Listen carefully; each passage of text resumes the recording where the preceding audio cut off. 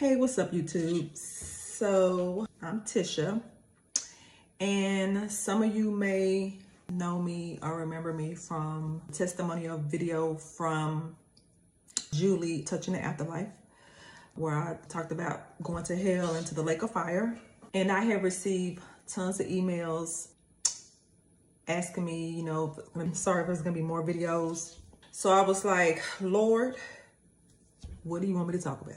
And a couple of nights ago, the Lord finally said, you're going to talk about, your first video that you're going to talk about is how you were addicted to porn and masturbation at a very young age. Young meaning as a child, like 9 to 10 years old. And I was like, absolutely not. Absolutely not. And I tussled with that. But at the end, the Lord wins. It was just pressing on me. And so I was like, you know what? I'm going to share my testimony in hopes that it can help someone else. And plus to be obedient with the Lord. I was about, I'm going to say between 8 and 10. I don't know, maybe more 9 and 10. I know I was in the 5th grade, I think. And I was going over my stepmom's house a lot in the summertime. So I went over there one day and I went into my stepmom's son room. I guess he's my stepbrother, I'll just say that. And he had these cassette tapes and they were like lined up on his dresser. And if you're an 80s baby, you know that the cassette tapes, you really don't know what's on the tapes unless it's a name. Like if it says like Boys in the Hood, Lean on Me, something like that. Okay, you know what it is. But if they're blank tapes, you have to pop them in to see what they are. I popped in one of his blank tapes. No one was home at the time. I don't know where everybody was at. I just remember me popping the tape in. When I popped the tape in, it was 2 women and they were having intercourse. That intrigued me. My eyes got big. I was like glued. I was in, from that moment, I remember being like, oh my, oh, okay. So I was like, let me take this tape home. So I stole the tape, put it in my little night bag. And when I got home, I started watching this tape. I'm sorry, something's in my face and I'm not gonna stop the video because, sorry. So then I put the tape in and I started watching the tape at home and then it became an addiction for me. And so this is something I would watch late at night. Late at night when mom's asleep, I would pop that tape in and then I would just be watching and then I would start having these feelings, being aroused. So then now I'm masturbating and now I'm playing with myself. 9, 10 years old while watching this. Then I used to just watch just one part of the tape, just this one little scene with the 2 women. But then I started going more and more, deeper down the rabbit hole. Now I'm looking at man and woman. Now I'm looking at, 2 women and a man. Like it just kept going and going and going. And so I would just be more and more in tune. So then the more I got comfortable with this thing and the more I got addicted with it, just one little cassette tape, when my friends would come over, now I'm saying, y'all, watch this. So now I am introducing my other friends to pornography. I could tell about the look on some, and when I say friends, I could have maybe 4 or 5 girls over at one time. In the summertime, you're visiting grandparents, cousins, siblings, friends next door. You could have easily back in the day 4 or 5 people at your house at one time. Now I'm introducing them to porn. So now I have them watching it. And now we're looking at it. We're pausing it, looking at it, rewinding it, going back. I mean, just in awe. This should have been really an innocent time of our lives. We should have been outside playing. We probably should have been doing something else, maybe watching the Cosby Show or something like that. But instead, we're watching porn.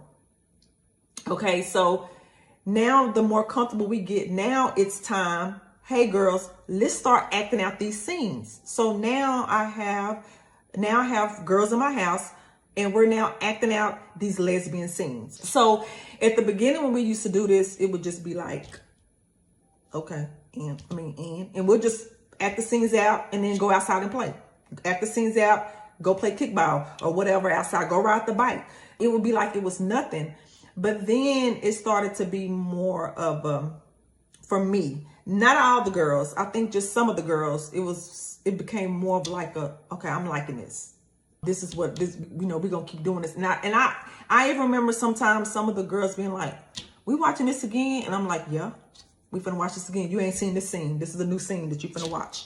Okay, so it started to really overtake me at a very, very young age. Now, when school would start back, when summer was over and school would start back, it wouldn't be so much of a thing because now I'm in school from 8 to 4. You know, I'm going to the boys club afterwards. Then as you know, then you got your life after school. You got your friends. You're talking on the phone. So it didn't really overtake me as much. It was more when I had idle time, which is why I'm really against kids having too much idle time, because it leads them to go into the enemy's playground. So I would say from the 6 to maybe like, I don't know, all the way through high school, I would say. Somehow the porn became backseat for me, meaning I started liking boys. You know, I started having my best friends. We going to the mall, we doing things. I didn't really have the time to sit at home and be like, where is that tape? I don't remember if I threw the tape away. I can't remember that far back, but I know that I had that tape for a very, very long time. My mama never knew about it. I think I hid it in my bed or something like that. But as I got older, started getting my driver's license, started getting a job, that didn't really affect me in that way. Like I never recall, you know, sneaking a tape in or something like that. It wasn't until I got older and moved out of my mom's house, became more of an adult, and to where it came back. So then in my 20s, I'm back addicted to porn. I love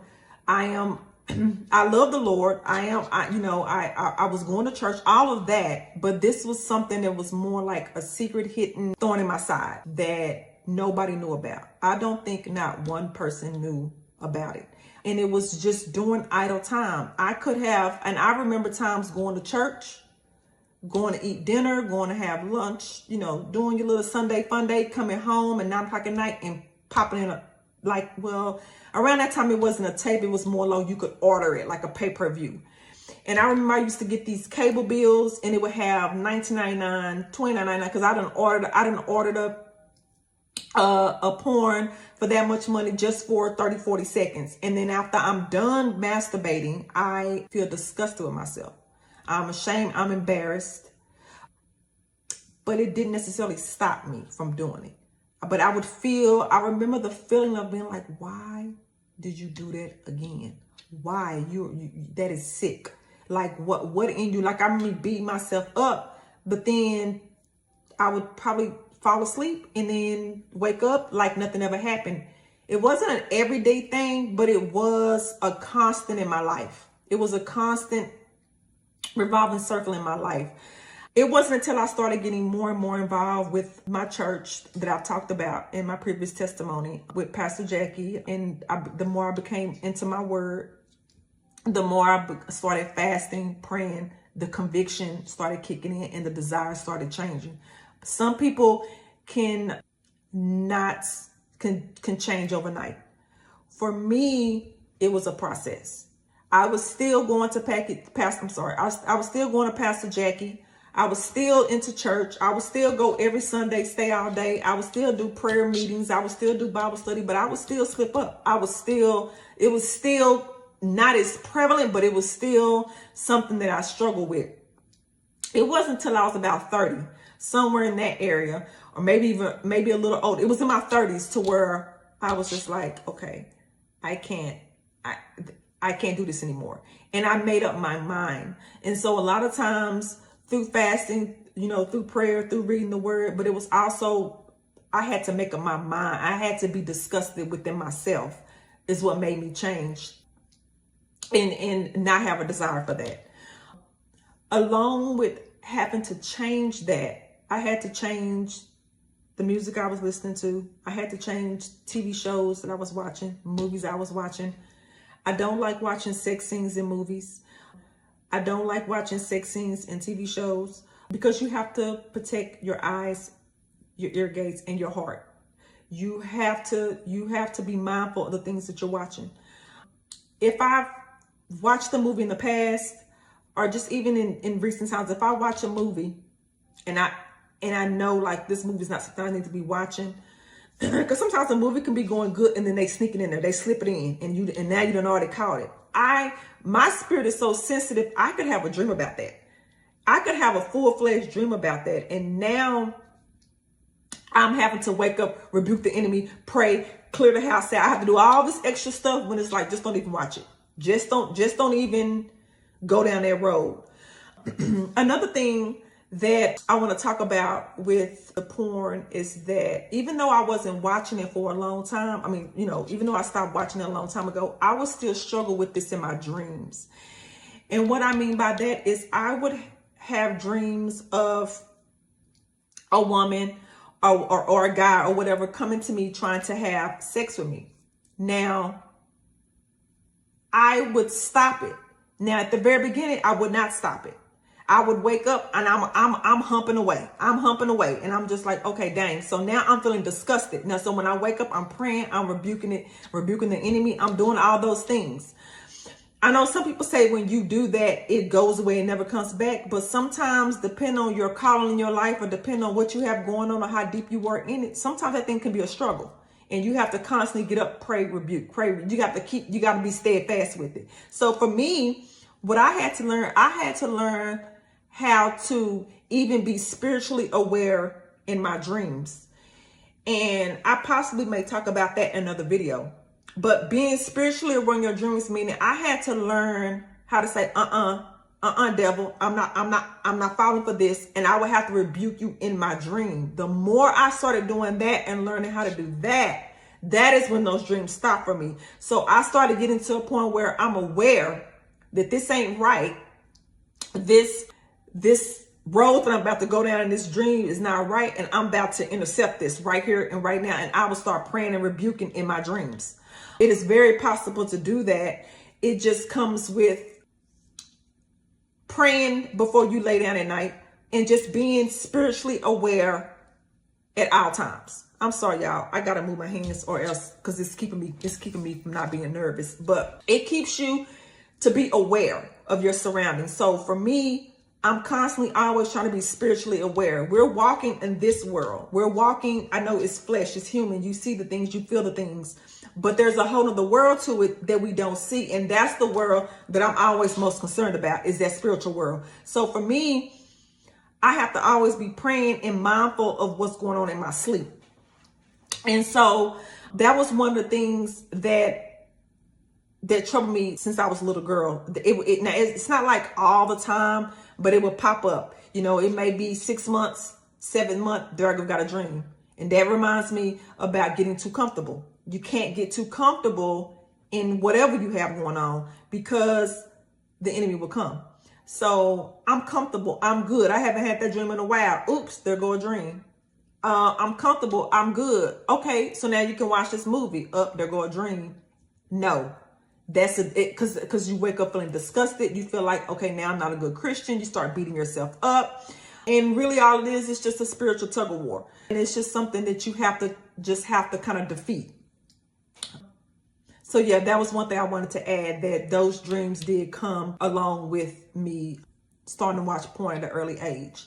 Another thing that I think about with things like that is I noticed I was watching some videos on YouTube and they were talking about how if you have a call on your life, a lot of times the enemy will try to come in at a very, very, very young age and deter that calling. I don't necessarily know exactly what my calling is per se. I know that he's telling me things to do and I'm trying to be obedient to do them. But I have been told that I was a seer. I was told that I was a seer away some years back by a stranger. I don't know. He was a security guard in one of my old jobs. And he came to me one day after blue and told me I was a seer and gave me a bunch of books and papers to read. I never saw that man again. And it's always stuck in me. And it's stuck in my head like, dang, I'm starting to think maybe he was on to something. But seers, prophets, people that have a special calling, the enemy will try to attack you early on to try to deter your path. And I really believe that the enemy really tried one on me because that from 9 years old, that was really a struggle for me. And I'm just wondering, like, had I wouldn't have went down that path, where would I have been, would I have made better decisions, throughout me being a teen on up. Or did the enemy have plans for me just to fall off completely and be a porn addict or a prostitute or anything? I mean, I don't know where it could have went, but it did deter me off of a lot of my path. Not only that, it makes you secretive. It makes you lie.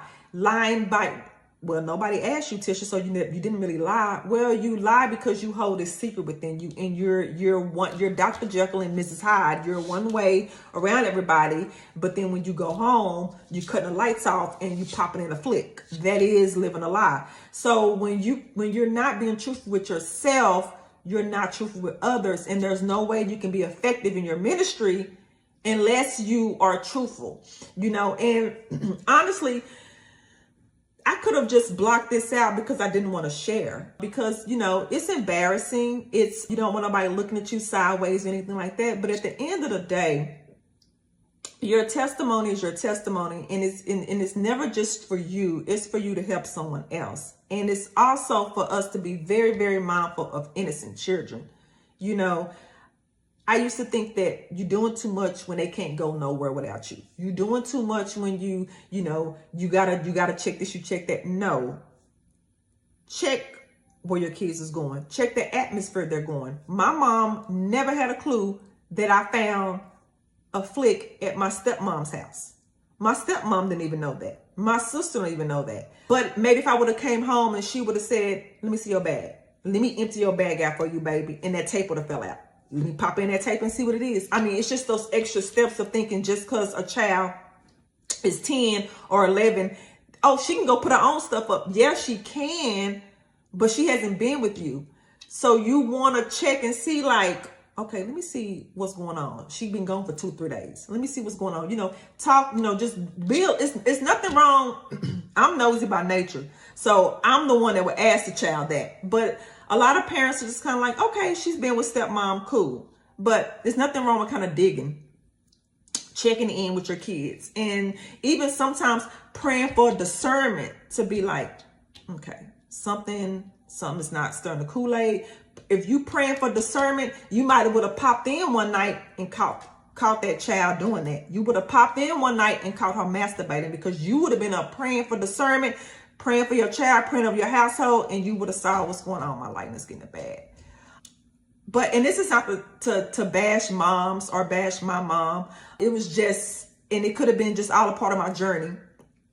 But I just was thinking of some things that, for me, what I would probably say could make an impact or be different in the future. What else did I want to say about that? That's it, I guess, because now I'm starting to think. Anytime you start to think, you better just let it go. But that's what I have. That's how I got delivered from pornography and masturbation, is through fasting, praying, reading the word and making up my mind that this is it. And not only that, let me just say this, pornography is demonic. It is flat out demonic, and you open up yourself to a lot of stuff when you bring that, number one, into your home. You bring that into your home and into your bedroom. Your bedroom is supposed to be sacred. So you're watching a porn in your bedroom and then you go to sleep on that, baby. Don't do that. And this is not a judgmental video, because I understand. This is just saying that sometimes you just got to be real with yourself and think about the spirit man. Think about the spirit man, not so much of this man. Think about the spirit man before you make those actions. I hope this video blessed somebody. And that's it. I just pray it bless somebody, and be easy on me in the comments. It's my first video on my own. Lord knows I didn't want to do it, but the Lord said do it, so here I am. So until next time, bye.